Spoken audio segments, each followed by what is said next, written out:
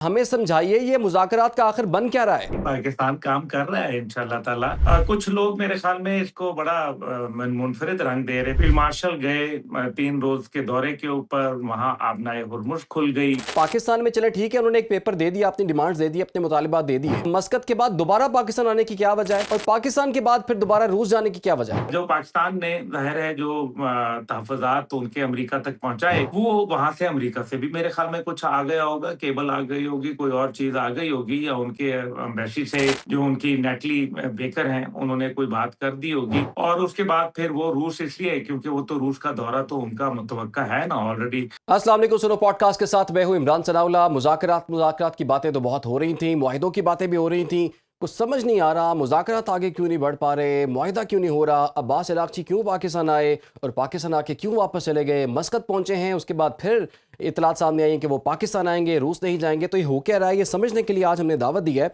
सरबराह तहरीक जवानाने पाकिस्तान अब्दुल्ला हमीद गुल साहब को। अब्दुल्ला भाई, बहुत बहुत शुक्रिया आपका। अब्दुल्ला भाई, हम तो समझ रहे थे मुज़ाकरात कामयाब हो रहे हैं, हम तो समझ रहे थे मुआहिदा बस होने के करीब है, हम तो दोबारा समझ रहे थे कि जी एक मरतबा फिर से इस्लामाबाद में सब लोग इकट्ठे होंगे, लेकिन ऐसा हुआ नहीं। अब्बास इराक़ची साहब भी पाकिस्तान आए, उन्होंने मुलाकातें की और फिर मस्कत चले गए। फिर पता चला कि उन्होंने रूस जाना है, लेकिन फिर पता चला रूस से पहले भी अब पाकिस्तान वापस आना है। तो ज़रा हमें समझाइए ये मुज़ाकरात का आखिर बन क्या रहा है? बिस्मिल्लाहिर्रहमानिर्रहीम। बहुत-बहुत शुक्रिया। क्यों परेशान होते हैं मेरे भाई? पाकिस्तान काम कर रहा है इंशाल्लाह ताला, ऐसी बात नहीं है। कुछ लोग मेरे ख़्याल में इसको बड़ा मुनफ़रिद रंग दे रहे थे। मैं थोड़ा-सा आपको राउंड अप दे दूँ। असल बात ये है कि जब आपको याद ही होगा कि पहले भी जब स्टीव विटकॉफ़ और जैरेड कुशनर आ रहे थे, तो उस टाइम पे ईरान के वफ़्द ने आने से इनकार कर दिया था। फिर यही वजह थी कि नायब सदर जेडी वेंस को भेजना पड़ा था। नायब सदर जेडी वेंस आए, उधर से फिर जब आपको पता है उनका जहाज़ एयरबोर्न हो गया और वो कतर तक पहुँच चुके थे, तो उस टाइम पे फिर ईरान का डेलीगेशन जो उसने भी उड़ान भरी और वो भी पाकिस्तान पहुँच गया। अब ऐसी सारी सूरत-ए-हाल के अंदर दोबारा भी ये बात हो रही थी। फिर ज़ाहिर है ईरान के बहुत सारे तहफ़्फ़ुज़ात थे क्योंकि हमारे इस अثना के अंदर फ़ील्ड मार्शल गए 3 रोज़ के दौरे के ऊपर, वहाँ आबनाए हुर्मुज़ खुल गई। और 8 पॉइंट तो पहले ही मेरे ख़्याल में सदर जेडी वेंस जो थे, उन्होंने उसपे कोई बात नहीं की थी, आपको याद होगा 10 में से 8 के ऊपर जी। 2 पॉइंट थे। एक अपना हुर्मुज़ को खोलने का और दूसरा उन्होंने ये कहा था कि जनाब न्यूक्लियर के ऊपर बिल्कुल ज़ीरो लाने का। अब ठीक है, वो बात भी हो गई सारी। उसके बाद फील्ड मार्शल गए और आबनाए हुर्मुज़ खुल गई। लेकिन फिर उनके वापस आने के बाद आबनाए हुर्मुज़ को अमेरिका ने बंद कर दिया। अब ये मेरे ख़्याल में एक ऐसा कदम था जिसने ईरान को जो है वो अलर्ट कर दिया, उसके कान खड़े हुए कि जनाब ये तो कोई गैर मुनासिब काम किया है। ये तो आपने हुर्मुज़ खोलने की बात कर रहे थे, ये इन्होंने बंद कर दी, आखिर इसकी क्या वजह है? ये तो मुआहदे के अंदर जिसको कहते हैं ना कि वो रंग में भंग डालना, ये वो वाला सिचुएशन थी। बहरहाल ये हो गया। उसके बाद फिर पाकिस्तान की जो डिप्लोमैटिक एफर्ट्स थी वो जारी रहीं।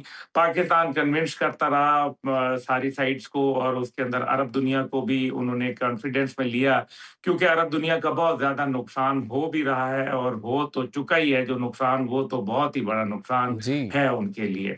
अब इस दौरान में अब्बास इराक़ची साहब पाकिस्तान तशरीफ़ लाए, क्योंकि कुछ आपको पता है ऐसे भगोड़े यूट्यूबर और दीगर ऐसे दुनिया में बैठे हुए जो भारत और इसराइल की ज़बान बोलने वाले लोग जो हैं, वो उन्होंने वावेला करना शुरू कर दिया कि टॉक्स खराब हो गई, पाकिस्तान ऐसा, पाकिस्तान वैसे। तो अब्बास इराक़ची साहब ने कहा कि नहीं यार, ऐसी बात नहीं है, हम पाकिस्तान आएँगे, पाकिस्तान आके हम बात करेंगे लोगों के साथ, उनको हौसला देंगे, उन तमाम जो मनफ़ी प्रोपेगेंडा फैलाने वाले हैं, उनकी ज़बानों को लगाम डालेंगे। और अल्हम्दुलिल्लाह वो पाकिस्तान तशरीफ़ लाए, रेड कारपेट वेलकम मिला, एयर फ़ोर्स के दस्ते ने सलामी दी, पाकिस्तान फ़ज़ाइया के जहाज़ों ने उनको एस्कॉर्ट करके इज़्ज़त के साथ पाकिस्तान के इस्लामाबाद एयरपोर्ट के ऊपर नूर ख़ान जो अड्डा है, उसके ऊपर उनको लाया गया। वहाँ नायब वज़ीर-ए-आज़म हमारे मौजूद थे, हमारे कमांडर डिफेंस फोर्सेस मौजूद थे, जी, आसिम जी। मुनीर साहब, और इसी तरीके से हमारे वज़ीर दाखिला मोहसिन नकवी मौजूद थे। वहाँ से वो फिर उनको आर्मी हाउस ले गए, आर्मी हाउस में एक बैठक हुई, उसके बाद अगले दिन वज़ीर-ए-आज़म साहब के साथ और वज़ीर ख़ारिजा साहब के साथ बैठक हुई, दीगर अहम लोगों से बैठकें हुईं। इसके अंदर जो थे हमारे डीजीआईएसआई साहब, जो कि नेशनल सिक्योरिटी एडवाइज़र भी हैं, जनरल आसिम मलिक, वो भी मौजूद थे। बिल्कुल तो अब्दुल्ला ये साहब, तमाम बातचीत हो ये गई। इस तमाम तर सूरत-ए-हाल में काफ़ी उम्मीद पैदा हो गई हुई थी कि अब तो मुज़ाकरात हों ही हों मैं और मुआहिदा अगर हो ही हो। जी, जी।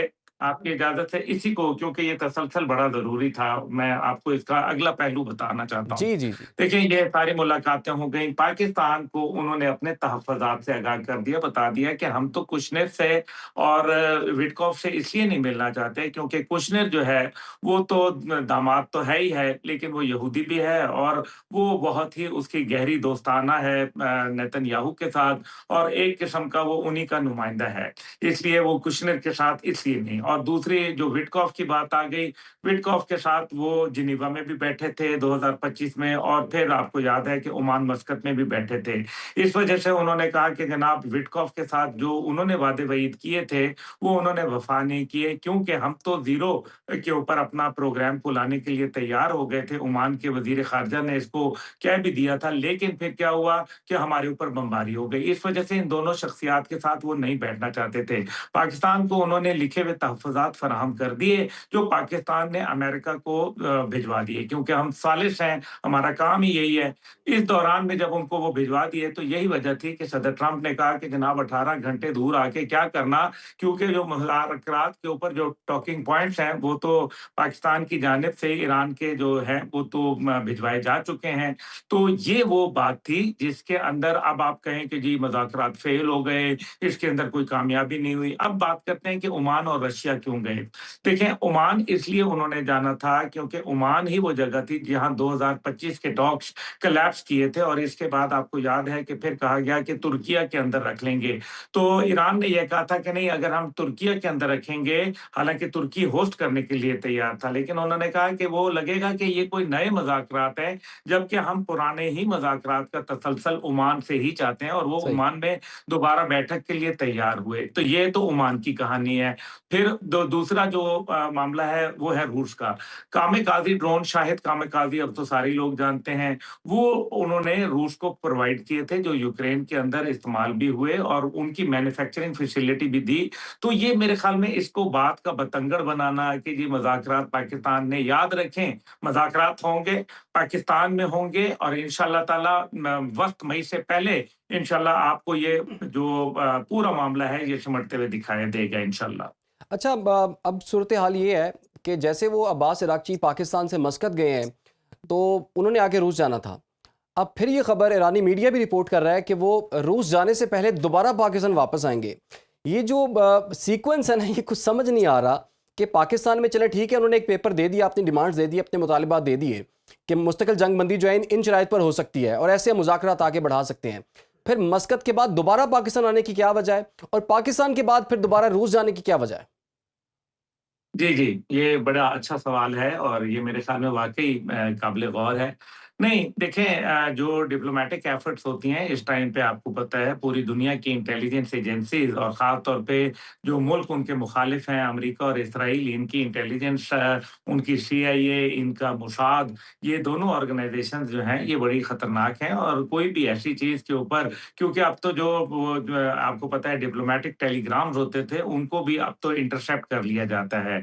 ये फ़ैसिलिटी दुनिया में मौजूद है, कुछ और भी ममालिक के पास है। बहरहाल, मैं आपको सिर्फ़ ये गुज़ारिश कर दूँ कि इसके अंदर जो पाकिस्तान ने ज़ाहिर है जो तहफ़्फ़ुज़ात उनके अमेरिका तक पहुँचाए, वो वहाँ से अमेरिका से भी मेरे ख़्याल में कुछ आ गया होगा, केबल आ गई होगी, कोई और चीज़ आ गई होगी, या उनके एम्बेसी से जो उनकी नेटली बेकर हैं, उन्होंने कोई बात कर दी होगी। तो उसके हवाले से वो यहाँ पाकिस्तान तशरीफ़ ला रहे हैं, और ये मेरे ख़्याल में अभी तक तो न्यूज़ कन्फ़र्म है, और उसके बाद फिर वो रूस इसलिए क्योंकि वो तो रूस का दौरा तो उनका मुतवक्का है ना ऑलरेडी। मेरा ख़्याल है कि अभी वी पोर्टस जो उनके जहाज़ हैं vice president of United states of America के, वो जो उनका आपको पता है लॉजिस्टिक सपोर्ट के जहाज़ हैं 13 के करीब, वो तो पाकिस्तान में खड़े हुए हैं। इसका मतलब ये है कि ये मुज़ाकरात चलेंगे इंशाअल्लाह ताला। बाकी अगर किसी के सीने पे मूँग दलते हैं पाकिस्तान अपने मुज़ाकराती अमल की वजह से और किसी को पाकिस्तान से जलन हो रही है, तकलीफ़ हो रही है, तो भला होते रहे, जिसको कहते हैं ना खाओ नु खस्मा नु खाओ, पाकिस्तान तो इंशाअल्लाह ताला तरक्की करेगा। अच्छा, अब्दुल्ला मीत गुल साहब, इतनी हसास किस्म की मुज़ाकरात और गुफ्तगू और डेवलपमेंट जो है वो तो चल रही हैं, लेकिन इसके दरमियान एक बड़ा वाक़या हो गया है। अमेरिका में सदर ट्रंप की मौजूदगी में प्रेस डिनर के दौरान जो है वो फायरिंग का वाक़या हुआ है। ऑल्दो अमरीकी सदर इसमें महफूज रहे हैं, हमलावर भी पकड़ा गया है, लेकिन डोनाल्ड ट्रंप ने कहा है कि जो वाइट हाउस में फायरिंग है ना, मुझे ईरान के खिलाफ जंग जीतने से नहीं रोक सकती। और अपने नाज़रीन को हम ये भी बताएंगे कि 1981 में इसी जगह पर, इसी होटल में जहाँ पर इस दफ़ा फायरिंग का वाक़या पेश आया है, पहले जो साबिका अमरीकी सदर थे रोनाल्ड रेगन, उनको भी गोली मारकर ज़ख्मी किया गया था। जी, बिल्कुल, ऐसा ही है। आप देखें कि असल बात ये है कि पहले तो ये वाक़या अफ़सोसनाक है, इस किस्म के वाक़यात नहीं होने चाहिए। इससे 2 बातें साबित होती हैं कि अमेरिका के सदर जो हैं, वो अमेरिका में महफ़ूज़ नहीं हैं। वो दुनिया को क्या महफ़ूज़ बनाएँगे, नंबर 1। नंबर 2 ये है कि जॉन एफ कैनेडी को भी गोली मार दी गई थी, लेकिन कभी वो इंक्वायरी जो उसकी है, वो सामने उस तरह से नहीं लाई गई। फिर 9/11 का वाक़या हुआ, वो भी इंक्वायरी सामने नहीं लाई गई, मो जैसे लानी चाहिए थी। और फिर साथ ही साथ सदर रोनाल्ड रेगन का बिल्कुल आपको याद है कि मेरे ख़्याल में उनकी बेटी चेल्सी क्लिंटन जो चेल्सी कह रहा हूँ, उनकी बेटी का नाम क्या था? वो भी साथ थीं। तो उनके सामने वो प्रेज़िडेंट रेगन का ये वाक़या हो गया था। लेकिन वो भी बात जो थी वो कहीं आई-गई हो गई थी। अब ये जो वाक़या हुआ तो पूरी सिक्योरिटी तो ज़ाहिर है इस टाइम पे क्योंकि प्रेज़िडेंट ट्रंप के ऊपर पहले भी अटेम्प्ट्स हो गई थी और कुछ रिपोर्ट्स भी आ रही थी कि उनके ऊपर मज़ीद अटेम्प्ट्स जो हैं वो होंगी। तो फिर ये सिक्योरिटी का लैप्स होना मेरे ख़्याल में ये एक बहुत बड़ा सवालिया निशान तो उनकी सिक्योरिटी apparatus के ऊपर उठाता ही है। लेकिन देखें ये नताइज अख़ज़ करने में बहुत तेज़ हैं।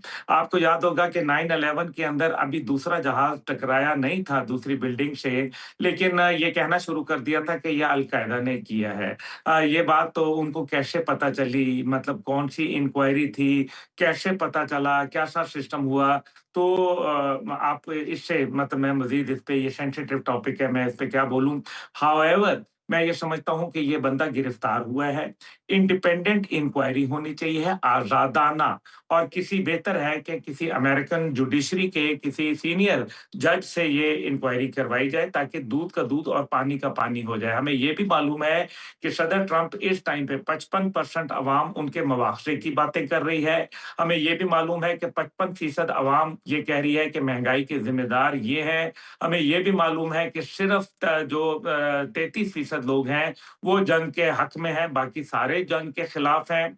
हमें ये भी मालूम है कि इस टाइम पे अमेरिका के अंदर जो इस टाइम पे एक जो रिपब्लिकन पार्टी है प्रेज़िडेंट ट्रंप की, उसके लोग वहाँ से इस्तीफ़े दे रहे हैं और टिकट जो है, पार्टी टिकट जो मिड टर्म इलेक्शन के लिए वो वापस कर रहे हैं। हमें ये भी मालूम है कि आए दिन उनके ऊपर उनके इख्तियारात महदूद करने के लिए वो उन्होंने कहा हफ्तावार हम लेके आएँगे ये जो क्या-क्या करारदाद लेके आएँगे ताकि उनके इख्तियारात महदूद किए जाएँ और हमें ये भी जानते हैं कि सदर ट्रंप के ऊपर अमेंडमेंट 25 की बात की जा रही है और उसमें 24 कांग्रेसमैन ये कह रहे हैं कि जनाब इनका ज़हनी तवाज़ुन जो है वो मुनासिब नहीं है। इस वजह से इनके खिलाफ जो इनके इख्तियारात महदूद करके इनको इनके इख्तियारात मुंतकिल किए जाएँ नायब सदर जेडी वेंस को। तो ये वो तमाम बातें हैं जिनको अगर सामने रखा जाए तो हमें ये भी नज़र आ रहा है कि हालात अंदरूनी सतह के ऊपर डोनाल्ड ट्रंप साहब के काफ़ी कमज़ोर हैं, उनकी पार्टी के लिए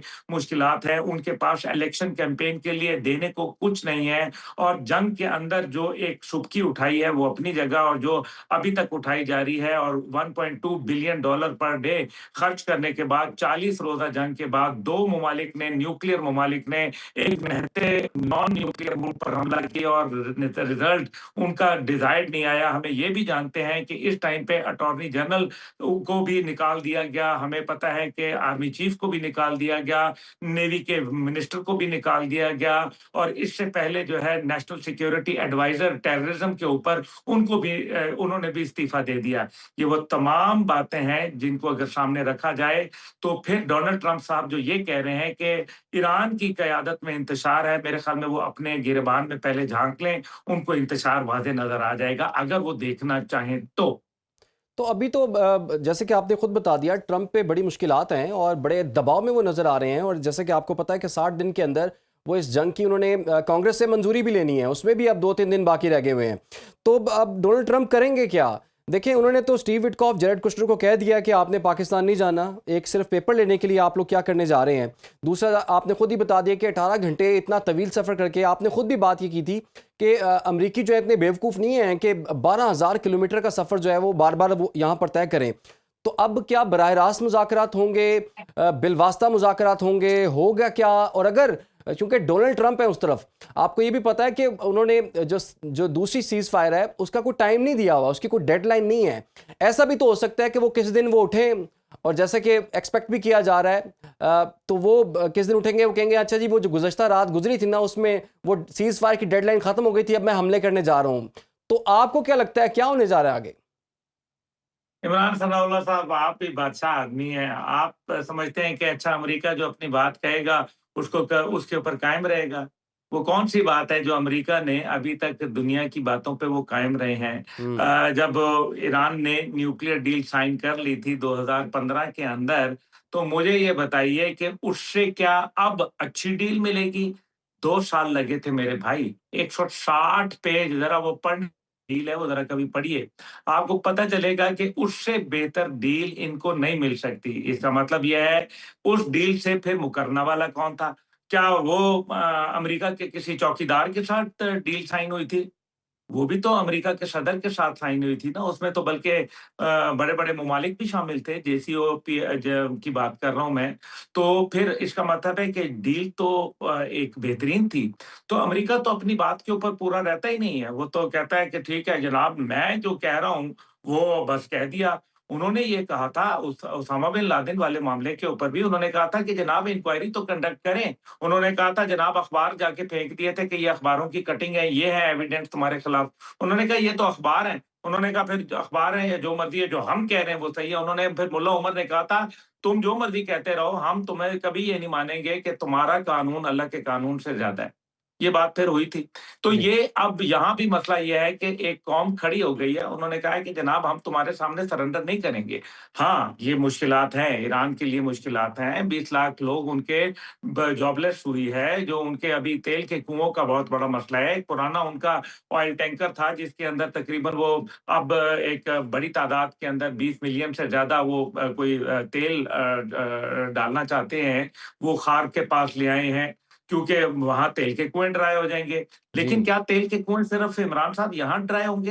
कुवैत, कतर, बहरीन और यूएई के नहीं होंगे? क्योंकि अपना हुर्मुज़ तो अभी भी अमेरिका के कंट्रोल में तो नहीं है। हाँ, अमेरिका की मर्ज़ी से कोई अंदर नहीं जा सकता, तो फिर ईरान की मर्ज़ी से कोई बाहर भी नहीं जा सकता हुज़ूर। ये भी याद रखें। वो नेवी जिसको उन्होंने ख़त्म कर दिया था, आप अमेरिका की सच्चों को सुनना चाहते हैं कि वो कितना सच बोलता है? वो तो नेवी को ख़त्म कर चुका था उनकी, तो ये क्या समुद्र से बाहर निकल आई हैं तिल से हुए होशरुबा की कहानियों की तरह कि वो दोबारा नेवी जो है वो बाहर निकल आई है। वो पहले पायरेट्स ऑफ द कैरिबियन तो सुना था, ये क्या पायरेट्स ऑफ द अरेबियन है? तो मतलब आप देखिए ना, तो न उसके ऊपर झूठ बोला। फिर उन्होंने कहा कि जी हमने तो इनकी आर्मी खत्म कर दी है, तो वो आर्मी भी मौजूद है। तो आईआरजीसी लड़ रही है, ये मिसाइल कोई जिन्नात तो चला नहीं रहे। फिर उसके बाद उन्होंने कहा कि जी हमने तो वो रिजीम चेंज कर दिया। कमाल है यार, आपने उनके उसके वालिद को शहीद करके उसके बेटे को आपने लगा दिया, तो आप कहते हैं कि जनाब रिजीम चेंज हो गई, बल्कि बेटा तो पहले से ज़्यादा खतरनाक साबित हुआ है आपके लिए। तो ये इनकी बातें जो है ना, ये सिर्फ़ सुनने के लिए होती हैं। इनको एक कान से सुनें और दूसरे से बाहर निकाल दें। ये डील करेंगे, इनके पास मजबूरी है। ये चाइना जाएँगे, चाइना जाने से पहले पहले ही वो दौरा मौखर हुआ हुआ है। अब अगर वो मई के अंदर जाएँगे तो क्या लेके जाएँगे उनके पास? कि हुँ। जनाब हम जंग में अभी तक हमारा कोई फैसला नहीं हुआ। हम जो है वो पूरी दुनिया का सलामती को खतरे में डाला हुआ है। इनका मसला ये है कि इस दौरान जंग इन्होंने, जो मैं आखिरी बात आपके साथ करूँ, इन्होंने दौरान जंग ये सोचा कि चोक पॉइंट्स जो हैं किसी भी मुल्क के लिए वो उनका इकोनॉमिक जो है वो चोक पॉइंट होता है। अब आप देखें, गौर करें, इन्होंने यहाँ वो आबनाए हुरमुज़ जो खुल चुकी थी हमारे आसिम मुनीर साहब की वजह से, उसको इन्होंने बंद किया, क्योंकि कहीं ऐसा ना हो कि चाइना को इससे फ़ायदा हो जाए। आबनाए मलाक्का के ऊपर, जो स्ट्रेट्स ऑफ मलाक्का है, उसके ऊपर अचानक इंडोनेशिया ने कहा कि हम टैरिफ लगाएँगे, जहाँ 80% ट्रेड चाइना का गुज़रता है। जी, तो इसका क्या, बिल्कुल। और 2024 और 25 में उन्होंने बाकायदा नेवल एक्सरसाइज अमेरिका के साथ मिलकर की है, और वो एक लंबा प्रोग्राम है, वो फिर कभी आपके साथ करूँगा पूरी तफ़सील उसके साथ। तो वो भी अभी एक समय आ गई बात। अच्छा, तीसरा चोक पॉइंट जो है वो ताइवान के साथ 180 किलोमीटर की जो आपना है, उसके ऊपर भी आपको याद है जंग से पहले तो कितनी वहाँ टेंशन बन गई थी कि किसी टाइम पे भी ये कहा जा रहा था कि चीन और अमेरिका के दरमियान में कोई गड़बड़ हो जाएगी। उससे पहले नैन्सी पेलोसी आई थी, याद होगा, तो उसको जहाज देने पड़ गए थे, उसके जहाज को एस्कॉर्ट करने के लिए अमेरिकन को, क्योंकि उन्होंने चाइनीज ने कहा था कि हम शूट डाउन कर देंगे। तो हुँ। ये आलम आ चुका था।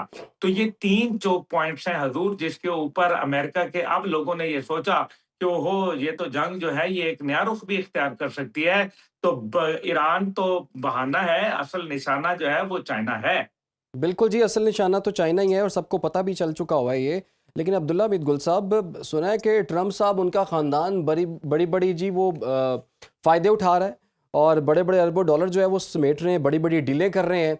एक बयान देते हैं, पेट्रोलियम प्राइसेस जो हैं वो नीचे आ जाती हैं, वो पेट्रोल ख़रीद लेते हैं, फिर आगे मामला बढ़ जाता है। जैसे वो प्राइसेस बढ़ती हैं, वो चीज़ें बेच के वो डॉलर कमा लेते हैं।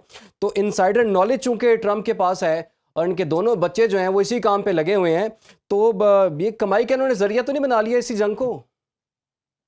तो क्यों नहीं, जंगें तो कमाई का ज़रिया होता है ना भाई मेरे। अमेरिका में तो ऐसा ही होता है। डोनाल्ड ट्रम्प साहब की एम्पायर को देखें, डोनाल्ड ट्रम्प साहब के, आप मुझे ये बताएँ, जैरेड कुशनर, इनका क्या ऑफ़िशियल स्टेटस क्या है? इनकी क्या क्वालिफ़िकेशन है? ये किस दामाद है। चक्कर के अंदर जो है, स्टीव विटकॉफ की क्या है क्वालिफ़िकेशन? उधर वो जो आता है वो पीएचडी आता है। बाकिर हुँ। कालिबाफ पीएचडी, ये अब्बास इराक़ची पीएचडी, और इधर क्या है, प्रॉपर्टी डीलर स्टीव विटकॉफ, वो जनाब दामाद साहब हैं। अब कल को कहेंगे कि जनाब मेरी बेटी भी आ रही है, उसको भी लगा दो। तो सारे मिलके जो है वो लूटो अमेरिका को, पूरी दुनिया को लूटो, कारोबार समेटो, $600 मिलियन का जहाज वहाँ से कतर से पकड़ लो। तो ये तो दुनिया के 34% नेचुरल रिसोर्सेज खा रहे हैं, दुनिया की 4% अवाम। जस्ट इमेजिन, 4% जो है वो दुनिया के 34% ज़खायर खा रहे हैं। कर लो बात जमहूरियत की, ये जमहूरियत है, इसके दावेदार हैं। ये वो दुनिया को दिखाना चाहते हैं। पाइपों में लोग रह रहे हैं बेचारे अमेरिका के अंदर। गुर्बत है, महँगाई, बेरोज़गारी हो रही है अमेरिका के अंदर। और आप जो है वो चंद लोग जो हैं वो एलीट ऐसे ज़िंदगी गुज़ार रहे हैं कि वाह भाई वाह! आखिर ये मामला कब खत्म होगा? कारोबारी शख्सियत तो फिर कारोबार देखती हैं, जंग भी उनके लिए कारोबार है, उनके लिए हर चीज़ कारोबार है। इलॉन मस्क को क्या वजह थी, आपको याद ही होगा, वो भी जी। एक मसला था ना दरमियान में। सब कारोबारी शख्सियत, सब जो अभी जो नेवल जो मिनिस्टर जिसको निकाला है जॉन फैलन को, तो वो क्यों? ये वही आदमी था ना, इसको मिनिस्टर क्यों बनाया था? नेवी का मिनिस्टर, क्योंकि गोल्डन नेवी इन्होंने बनानी थी। अभी सुनते जाएँ। हुँ। गोल्डन नेवी बनानी थी जिसके अंदर मज़ीद वॉरशिप्स लाने थे। वो इनकी इस पॉलिसी से बिल्कुल जो है ना वो एग्री करता था, और इनके साथ मिल के मुक-मुका, जिसको दूसरे लफ्ज़ों में, वो हो जाता था। अब उसके साथ जो है वो अनबन हो गई। नतीजा ये निकला कि उसको नेवी से वहाँ से फ़ारिग कर दिया गया। ये वही बंदा था जिसने एक खतीर रकम इनके इलेक्शन कैंपेन पे दी थी। उसका नेवी के साथ क्या तजुर्बा था? क्या वो कोई साबिक नेवल ऑफिसर था?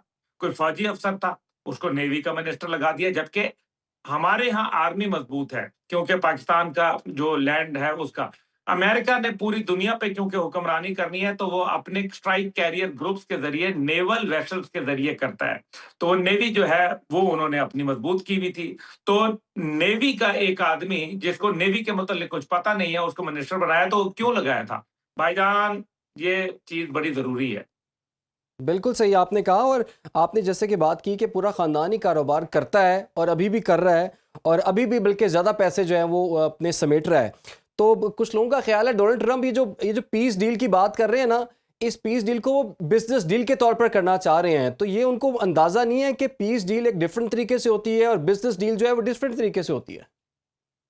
यही बात है ना जी, इसी वजह से तो अब्बास इराक़ची और ईरानी वफ़द जो है वो कहता है कि जी हमने कारोबारी लोगों के साथ बात नहीं करनी, हम जेडी वेंस से बात करेंगे जो कि जंग के भी मुखालिफ हैं, एक अपनी सोच रखते हैं, एक पेडेस्टल के ऊपर बंधे हैं। ये तो लोग क्या हैं, इनके तो ये तो पल में तोला पल में माशा, हुँ। इनका तो कोई है ही नहीं आगे पीछे। इनका कौन से पॉलिटिकल स्टेक्स हैं?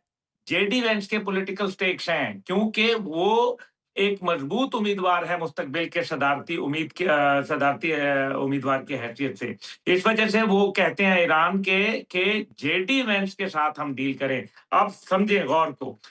ये देखें कि जेडी वेंस से डील होती है तो मुस्तकबिल में अगर वो सदर बन जाते हैं तो एक कंटिन्यूटी होगी पॉलिसी की ईरान के साथ। ये नहीं है कि फिर एक सदर आएगा वो कहेगा जिस तरह से इन्होंने कहा ओबामा को गालियां दी और कहा कि जनाब वो तो गलत डील थी, वो जो 2015 वाली थी, अब हम एक नई डील करेंगे। वो ये कहते हैं कि जब जेडी वेंस के साथ करेंगे तो अगली दफा में जब वो आएंगे तो फिर हम जो है वो कम से कम एक कंटिन्यूटी होगी। ये तो नहीं होगा कि जनाब वो जेडी वेंस कहेंगे जी पुरानी डील जो थी वो गई जहन्नम में और अब नई डील करेंगे। कम से कम वो अपनी बात का लाज रखेंगे। ये है टोटल कहानी।